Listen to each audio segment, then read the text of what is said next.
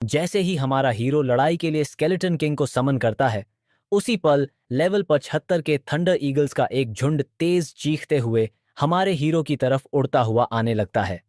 वे skeleton king के पास से उड़ते हुए सीधे हमारे हीरो की तरफ बढ़ते हैं और दूर से उस पर थंडर टाइप बोल्ट अटैक्स छोड़ना शुरू कर देते हैं।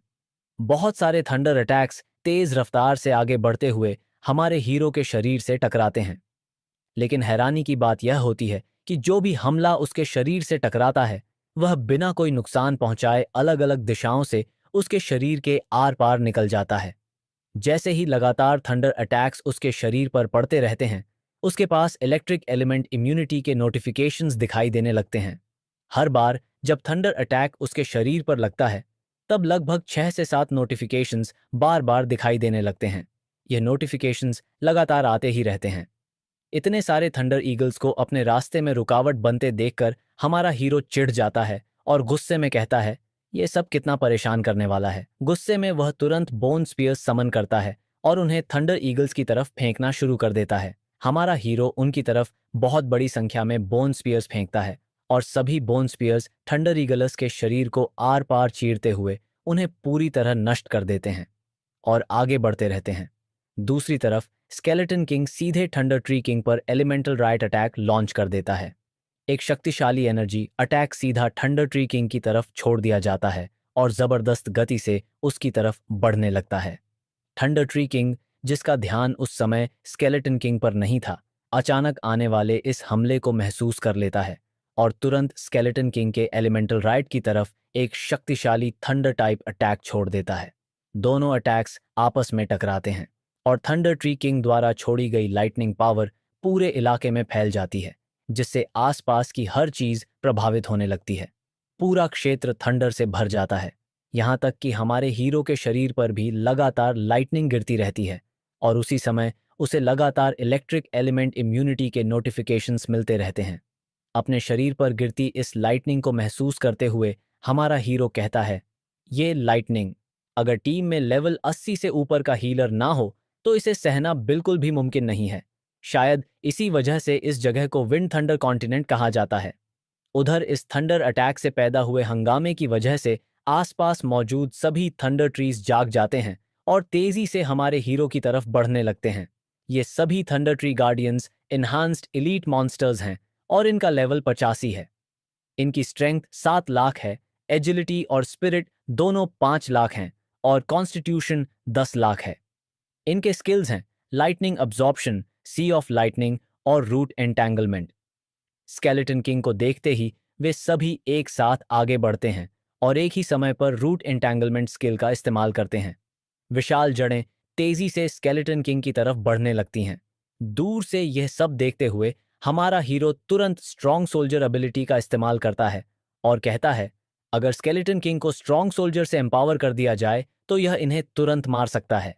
जैसे ही हमारा हीरो स्ट्रॉन्ग सोल्जर एबिलिटी का इस्तेमाल करता है, स्केलेटन किंग अपार शक्ति से भर जाता है।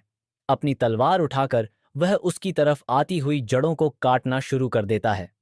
आने वाली सभी जड़ों को काटते हुए वह तुरंत गॉड स्लेइंग स्किल का इस्तेमाल करता है और उसे थंडर ट्री गार्डियंस की तरफ छोड़ देता है।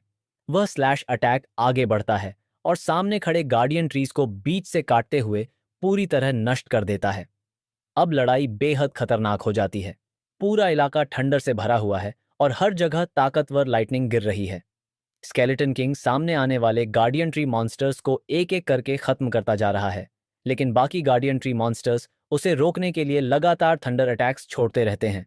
फिर भी स्केलेटन किंग रुकता नहीं है।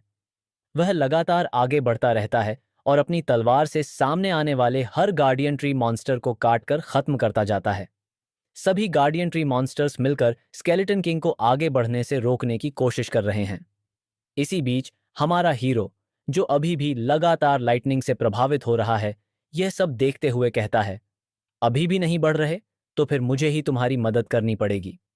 तब हमारा हीरो तुरंत स्केलेटन किंग को आदेश देता है, स्केलेटन किंग, इस पूरे थंडर फॉरेस्ट को नष्ट कर दो। आदेश सुनते ही स्केलेटन किंग अपने हमलों की गति और भी बढ़ा देता है और अपने सामने मौजूद सभी ट्री मॉन्स्टर्स को लगातार नष्ट करने लगता है।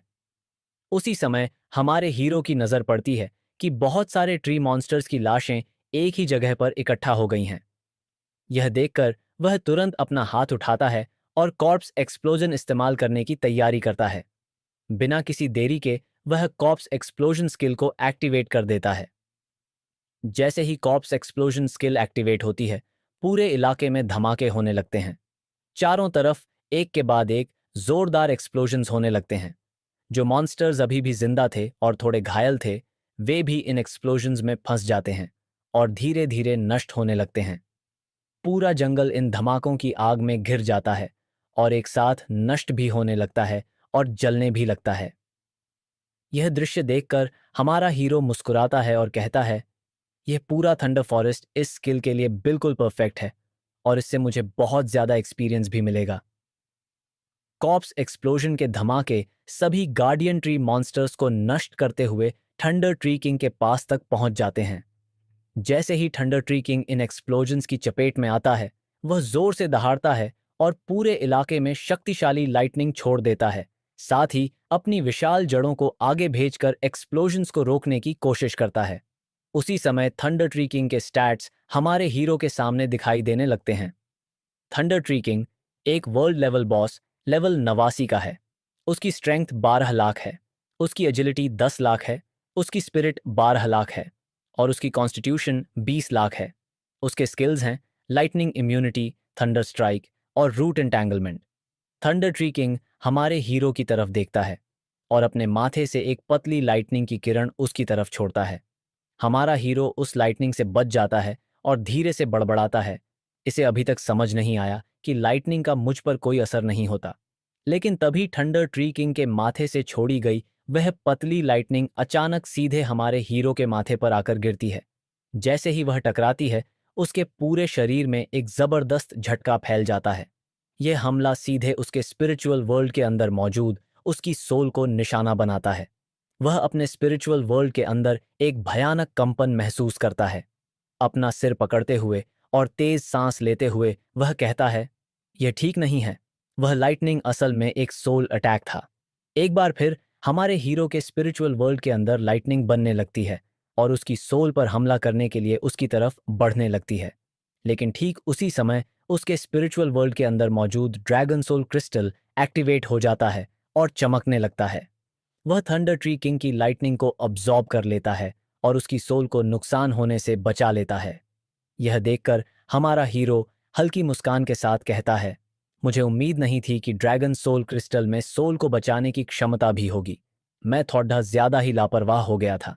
फिर तुरंत गंभीर होते हुए वह अनडेड गेज स्किल का इस्तेमाल करता है और कहता है, सोल अटैक, मैं भी यह कर सकता हूं। जमीन से अनडेड टावर उठने लगता है।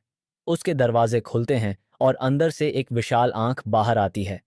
जैसे ही वह आंख दिखाई देती है, तुरंत सोल फ्लेम छोड़ देती है। सोल फ्लेम तेजी से आगे बढ़ती है और थंडर ट्री किंग को अपने अंदर जकड़ लेती है, उसे जलाने लगती है और उसकी सोल को नुकसान पहुंचाना शुरू कर देती है। यह हमला करने के बाद अचानक हमारे हीरो को महसूस होता है कि कुछ गड़बड़ है। कुछ गलत महसूस करते हुए वह बड़बड़ाता है, कुछ तो ठीक नहीं है। ये सोल फ्लेम की जलन सहना क्यों पसंद कर रहा है? ये उन थंडर ट्री गार्डियंस की तरह जमीन के नीचे भाग क्यों नहीं रहा? लेकिन तभी उसकी नजर किसी चीज पर पड़ती है और वह तुरंत गंभीर हो जाता है।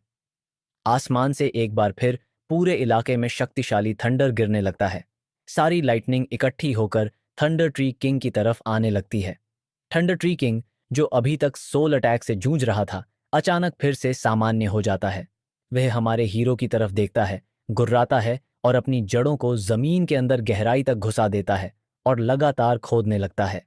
यह कुछ समय तक चलता रहता है।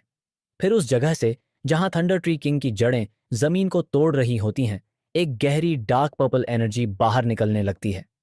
जैसे ही हमारा हीरो इस एनर्जी को महसूस करता है, वह बेहद चौंक जाता है और घबरा कर कहता है, यह यह तो पावर ऑफ लॉज है। उस समय डार्क पर्पल एनर्जी पूरे इलाके में फैल जाती है जहां थंडर ट्री किंग खड़ा है। थंडर ट्री किंग का विशाल शरीर सिकुड़ने लगता है और उसके नीचे की जमीन टूटने लगती है। यह देखकर हमारा हीरो कहता है, जमीन के नीचे कोई चीज है जो पावर ऑफ लॉज को नियंत्रित करती है और अब बाहर आने वाली है। इस स्तर की लॉ पावर कम से कम लेवल 95, नहीं लेवल 96। अचानक हर जगह अंधेरा छा जाता है और उस अंधेरे के अंदर दो चमकती हुई आंखें दिखाई देने लगती हैं जो उसी जगह से निकल रही होती हैं जहां थंडर ट्री किंग था। अगले ही पल जमीन के अंदर से एक विशाल नुकीला नाखून बाहर फूट पड़ता है। धीरे धीरे करके उसका पूरा गोल्डन क्लॉ जमीन से बाहर आ जाता है। वह क्लॉ बेहद डरावना है और जैसे जैसे वह बाहर आता है वह लगातार भयानक एनर्जी और थंडर छोड़ता रहता है। उस भारी एनर्जी को महसूस करके हमारा हीरो साफ तौर पर हिल जाता है और कहता है, यह आखिर है क्या? और उसी क्षण वह विशाल क्लॉ अपने तेज नाखून हमारे हीरो की तरफ बढ़ाने लगता है, जिससे आसपास का पूरा माहौल भारी और दबाव से भरा हुआ हो जाता है।